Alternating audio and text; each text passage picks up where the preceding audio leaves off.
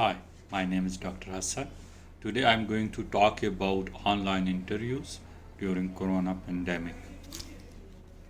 As a director of technology, I am frequently involved in interviews, especially online interviews, and I feel the need that organizations as well as candidates need to be guided and they have to develop proper processes and protocols in order to ensure that interviews are conducted properly and they meet the desired goals. As we know, during COVID-19, many nations have been hit, and recruitment drives of businesses as well as new business themselves have hit badly. But there are some businesses that are growing, and obviously, there are many businesses that have to carry out their regular recruitment as well, especially in this time period where new fresh graduates are available, and probably that's the only time period of the year that you can hire graduates from the top-notch universities. You really want to hire the top-notch graduates, and many organizations really compete to hire the top graduates, and they don't want to be left behind. You know, in current situation, when we are doing the hiring, we have to realize that the hiring managers, the HR departments have to step up their game. They have to change, they have to adapt to the new realities that we are facing. This has meant that the interviewing process has become virtual. So remote interviews have their pros and cons for organizations as well as job seekers. For job seekers and for interviewers, this means that obviously the interview has to be conducted virtually and they don't have to travel. This saves a lot of time for both of these people. However, this does not mean that the job seekers, organizations, and interviewers they don't need to prepare. So everyone of those who is involved in conducting interviews is does need to be prepared, and they do need to realize that uh, you know uh, the preparation is really important for carrying out the whole exercise to meet the desired goals. We have to understand that there are many challenges involved in this exercise. For example, there might be poor internet connectivity either at the interviewers end or at the job seekers or candidates end. If that's the case, then obviously, it becomes extremely cumbersome to conduct the interview. We can also be dealing with noisy, uncomfortable environment. So I have personally encountered cases where there is a noise from street, or there is a noise from fan, which is so burdensome that it is very difficult to conduct the interview with peace of mind. Then there are setup issues. So in some cases, I have come across candidates who were otherwise very capable, but they were not familiar with, for example, Microsoft Team or some other software that was being used to conduct the interview.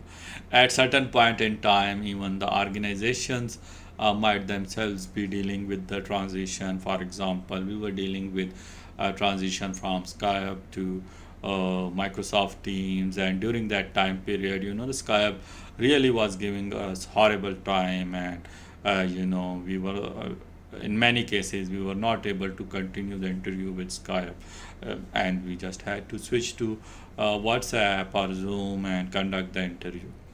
So that's these kind of issues related to software, related to setup, can really distract the whole process. Then obviously there are many candidates who would do anything to uh, you know um, gain some unfair advantage. So there might be Google search, there might be a candidate who actually replaces himself with some other competent person for the interview. There might be helpers in the room who might be, googling and trying to give answers, share answers, and the candidate might not be looking at the screen or camera, and they might be looking here and there. There might be some funny outages in video or sound, and the candidate would all of a sudden say he can't hear you and try to gain some time, and during that time somebody shows him the answer, and then the candidate gives you an answer that is telling with whatever you would find when you search the Google. So it is very important that we realize all these challenges and we realize all the expectations around the interview. So it's the interviewers need to understand the expectations, and the interviewees also need to understand, the candidates also need to understand the expectations, and the organizations themselves have to understand all these issues and expectations involved. The real expectation, to be simple, is that the interviews are like, the virtual interviews have to be conducted in a way that it's as if you are sitting face to face. So if you are doing an interview sitting face to face, then you should be looking at the camera, and there should be no interruption, either in voice or in video, and obviously if you can ensure that, only then a fair interview process can be conducted. Okay. So obviously, there is a need for organization to, ensure that proper interviews are properly conducted as if face to face. Interviewers should be properly prepared. They should be properly dressed, and so on. The interviewee or candidate, they have to be properly prepared. They should be properly dressed, and they should have their setup ready. So in many cases, this means that, for example, in our case, the expectation is for technical interview that they have to be conducted using a laptop or desktop machine and not on the mobile phone. The reason being that we many time ask some questions that may require some some calculations, or writing a bit of script, and that has to be done using keyboard. So the interview requires the use of keyboard. So that's why I have to request my HR department that they have to ask the candidate that they should have be giving interviews using laptop or desktop, because we will be requiring them to use keyboard.